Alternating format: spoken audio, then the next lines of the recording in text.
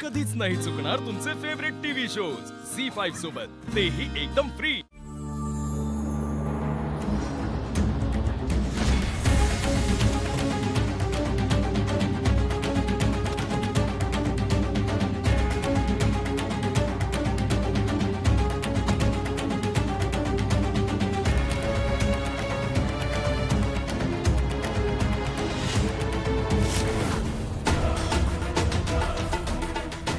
बघतेस तारा, बघतेस काय केलं या सावलीने ते?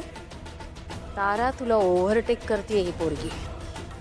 ससा आणि कासवाच्या गोष्टीत कासव जसा हळूहळू जात जात सशाला मागे पाडतो ना, तसंच अगदी ही पोरगी करते। हा, कालपर्यंत आपल्या मेहरबानीवर जगणारी ही आज बघ, तुझा फोटो लहान आहे तिच्या फोटोपेक्षा।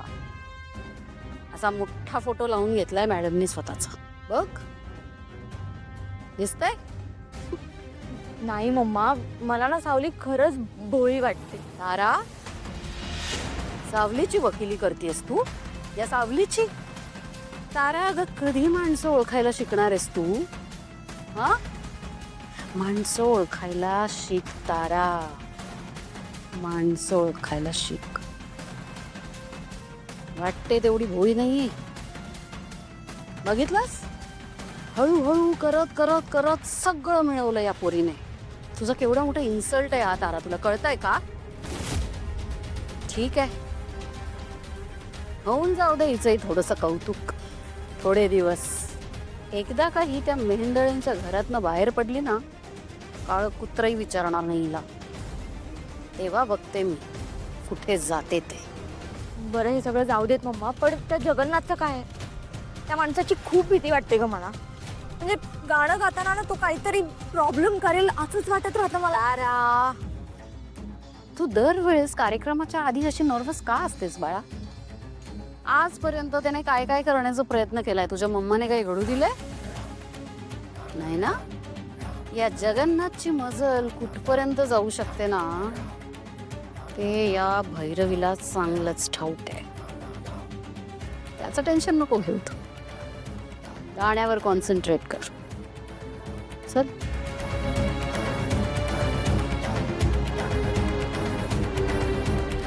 ऐश्वर्या, तुझं सावलीच्या घरी जाण्याचं अचानक काय कारण होतं?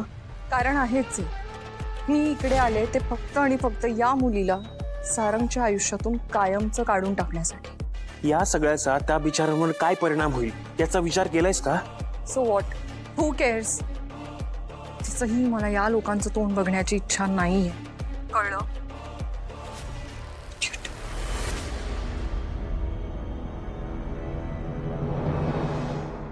आता मी सारंग सरांना विनंती करतो की त्यांनी या कार्यक्रमाचं उद्घाटन दीप प्रज्वलन करून करावं।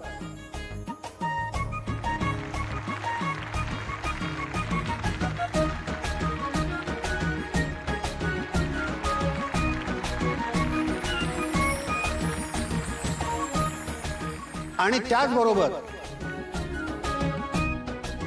सौभाग्यवती सावली मेहेंदळे यांनाही मी मंचावर यायची विनंती करतो।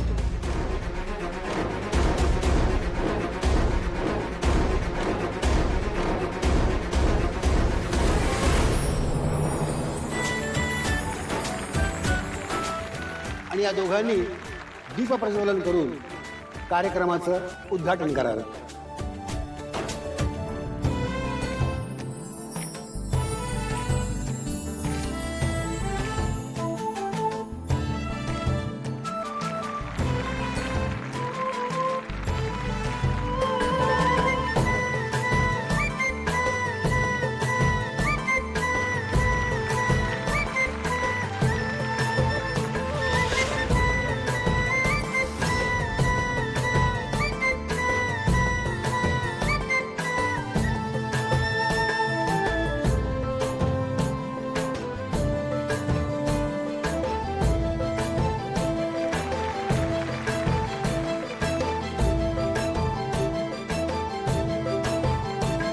आता मी सारंग सरांना विनंती करतो की त्यांनी आमच्या सर्व ग्रामस्थांसाठी आपल्या अनुभवाचे काही 4 शब्द सांगावेत अशी विनंती करतो।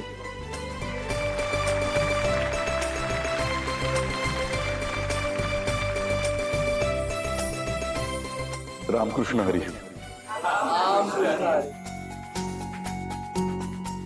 गेल्या काही दिवसांपासून मी या गावात राहतोय. खरंच मनापासून सांगतो की या गावाचं वातावरण खरंच खूप अद्भुत आहे. इथल्या माणसांना भेटल्यानंतर आणि गावातल्या वातावरणात राहिल्यानंतर मी खरंच खूप भारावून गेलोय.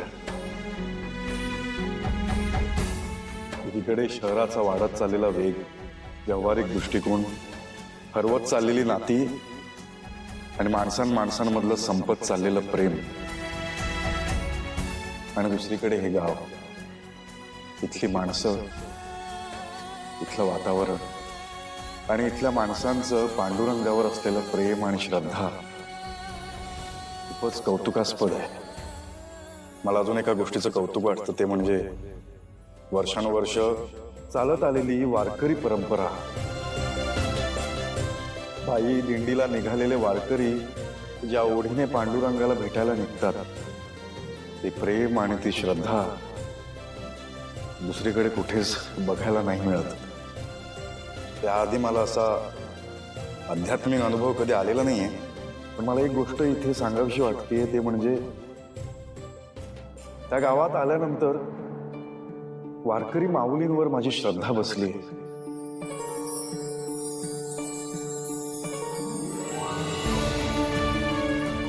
अजून एका गोष्टीचा मला उल्लेख करावासा वाटतो, तो म्हणजे काही गावकरी मला भेटले आणि त्यांनी मला त्या गावात असलेल्या शाळेची माहिती दिली. तर या गावात वाढलेली आणि या गावची मुलगी सावली, तिच्या नावाने काही योजना मी राबवण्याचा विचार करत आहे.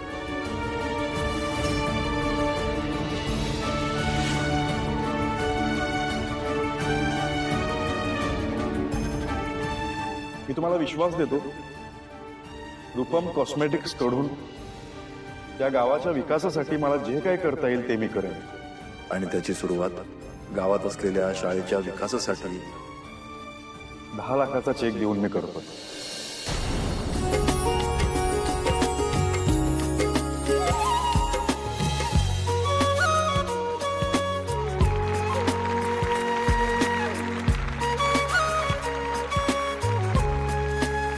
बबलू,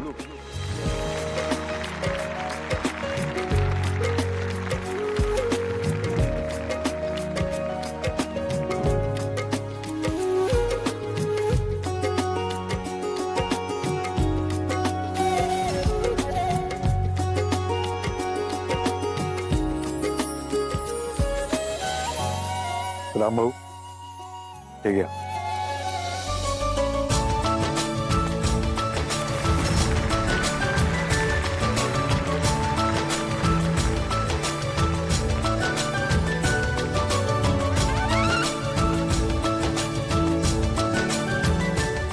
धन्यवाद सारंग साहेब. आपणाला मी इथे बसायची विनंती करतो.